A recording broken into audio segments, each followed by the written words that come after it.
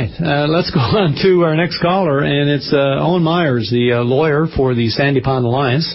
Good evening, sir. Yes, hi Pete, how are you? Wonderful. Great for you to take the time to join us this evening. It's always a pleasure. We know that this is a tricky, complicated thing that's going on. Maybe the best thing to do would be to give us a little kind of insight on exactly how we ended up here. How did this pond that Vale has cleared out of fish and is preparing to use as a tailings pond, how did it get exempt from the protections that such bodies of water generally have under the Fisheries Act?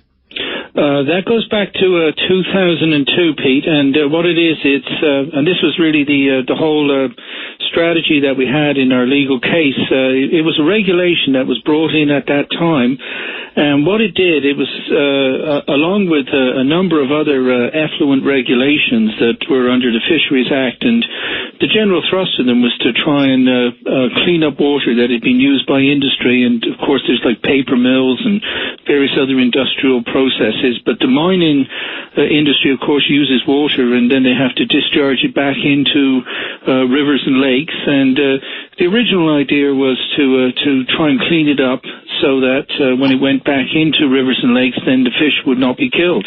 And in fact, it even included provisions, for example, with things like having tanks full of rainbow trout. That was one of the measures that they were using. So you have a quick way to make sure that this water that was being discharged back into the environment had been properly treated.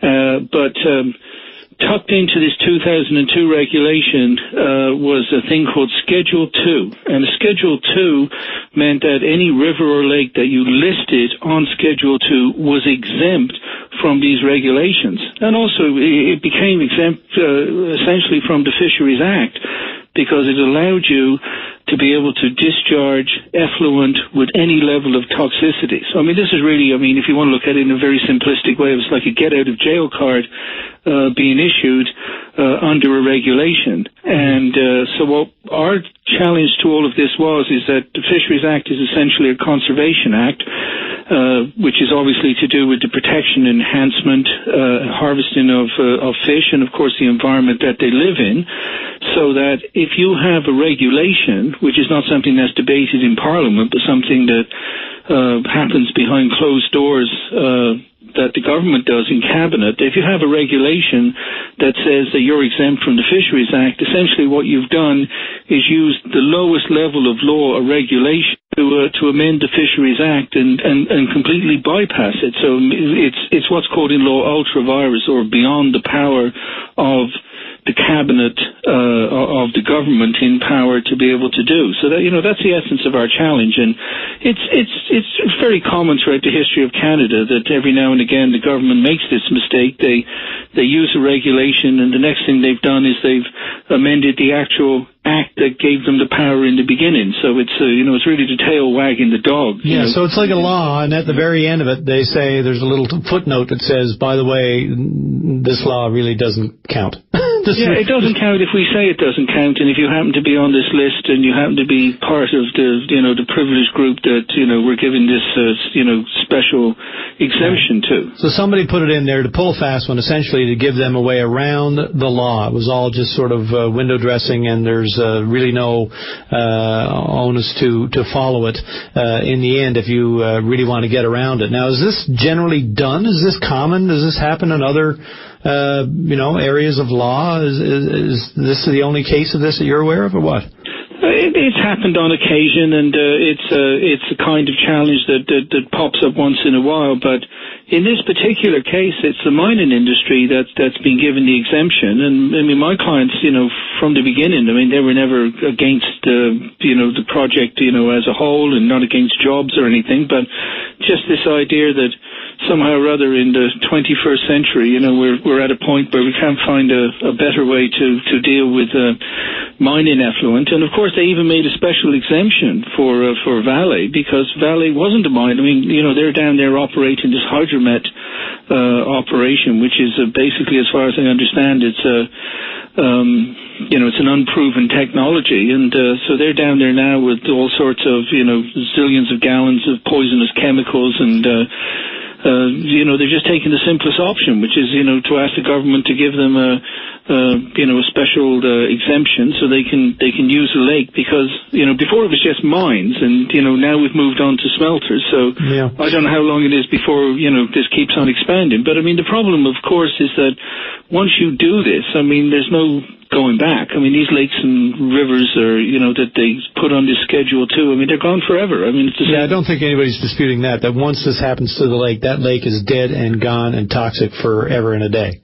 Yes, that's exactly what it boils down to. The other thing is that they could have built containment tanks or reservoirs that apparently cost more, certainly, because they have to construct those rather than the pond just being there and being a very convenient place to toxic waste. And that has a cost as well, because of course it's covering terrain. But do you have any idea what the difference in cost is? I've heard some estimations and some suggestions, but I'm not clear still on what the difference would have been. When they first brought these regulations in, Pete, in 2002, the general thrust of the regulations, even though they did have this Schedule 2 tucked in there, was to treat all the effluent and clean it all up before they discharged it back into the environment, rather than this idea of just taking a pond and just completely destroying it forever. And they're talking about 1% of the total revenue. There was a thing called a regulatory impact statement that came with the regulations in the beginning, and it just simply said that it would actually make sense economically, because if Canada became a world leader in treating mining effluent pollution, then it would be technology we could develop here. It could be something that could create jobs, and no doubt it would be. Mm-hmm. But I mean, obviously that all went out the window, and we're not trying to do anything. All we're trying to do now is, every mining operation that exists in the country, I mean, rather than doing anything that includes, treating effluent, it's just the simplest thing is to pick a nearby lake and dump everything in. And I mean, this is the really frightening thing about this regulatory regime, is that, I mean, no lake or river anywhere in the country is exempt, and the list just keeps on growing. More and more lakes and rivers are being added, and I mean, there's no end in sight, and there's no exemptions. I mean, there's just the ones that are no standards here. It's just pick a lake, and then that one will be eradicated forever. Yeah, I think the ones I've said before are exempt are the ones with the MPs' cabins on them. Well, those ones are probably safe. You would know better than I, but I mean, if anybody thinks that any lake is exempt, then they're wrong, because any lake could be put on. It could be Great Slave Lake, it could be Kitty Vitty Lake, it could be any lake, and once it gets put on, I mean, that's it as far as the Fisheries Act is concerned. There might be other reviews that go on, and of course, we were in court, and the valet lawyers, I mean, they stood up, and according to them, we were in environmental golden age, and this was the best option, and just astonishing to listen to it. But I mean, you just have to stand back and take a deep breath and look and say, that lake's gone. Now, here comes another one. That one's gone too. And it just keeps on going. There's no end in sight. What is the expertise on the actual containment capability of this lake? I mean, chances are, it seems to me, that this lake is going to be essentially a big festering pot of toxic waste, and lakes don't hold water forever and a day. They essentially, overflow, they seep, and they leak out. Water runs downhill. Is there any chance at all that this effluent is going to be, going to stay in that lake? Well, I think, I'm not an engineer, I'm the lawyer here, but, I mean, just as a layperson, I think it's obvious that, I mean, the kind of timeline that we're looking at here, having to contain this stuff, is essentially, for all intents and purposes, forever. I mean, we're not talking about 50 years or 100 years. We're talking about 50,000 years. Mm-hmm. I mean, so, who can say, who would, be able to say that this is going to stay there for 500 years or 1,000 years? And we know, certainly we've seen in Newfoundland and Labrador, I mean, places like Hope Brook where companies like BP came into the province and, swore up and down that, their tailings ponds would be perfect. And this is when they were still building the artificial ones. And, you get a Hurricane Igor or something like that comes through, and the next thing is that, the containment dam is gone. And, I mean, who can say, in all honesty? Obviously, it's a desperately bad option. I mean, you don't have to be an engineer or a lawyer to figure that one out. Especially it would occur to me that, when the climate is getting more unpredictable and more extreme, then the chances of this being a tidy little, cesspool that's going to stay well contained is highly unlikely. But yes, well, it's the same kind of waste disposal problem that you've got with things like nuclear waste. I mean, this is the kind of level of difficulty that you're dealing with, and I mean, this is why excuse me, our argument was that this is something that should be debated properly in Parliament, that everyone in Canada should, get to find out, what's really seriously being proposed here, rather than just sliding through the back door for all intents and purposes, because it's put in the Canada Gazette. But like I said to my clients, I mean, they could have put Osama bin Laden's address in the Canada Gazette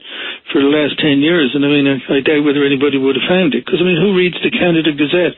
I'm a lawyer, and even I got problems, figuring out how it's indexed and how to search things and how to find things. So, when you have this regulatory regime where, on Monday morning the civil servants could come in and be told, add Kitty Vitty Lake, and by Friday evening it's, fait accompli, and there's been no debate, and first thing you find out about it is already done. I mean, this is the kind of system that's being set up. So I mean, I think this is really an extremely, serious legal problem, because I mean, there hasn't been a debate in Parliament. The Minister of Fisheries hasn't been told he specifically has this or she has this authority to be able to do this. Okay. If there was that, well, I mean, I guess, Canadians might decide that, this is how we want to do things. We just want to just start listing lakes and rivers and using them for dumps. But, if we haven't had that kind of national debate, then, it's quite wrong here. What happens at the coop is being decided by the foxes. Mr. Myers, we have to run. That's our time, but I really appreciate your joining us this evening, and I certainly would love to speak to you again, even before anything else happens. I don't know how long you have to wait now, but at any point that you have anything to share with us, or if we can just continue this conversation at some other time, I'd really enjoy that. Great pleasure. Thank you. Bye-bye. Good night.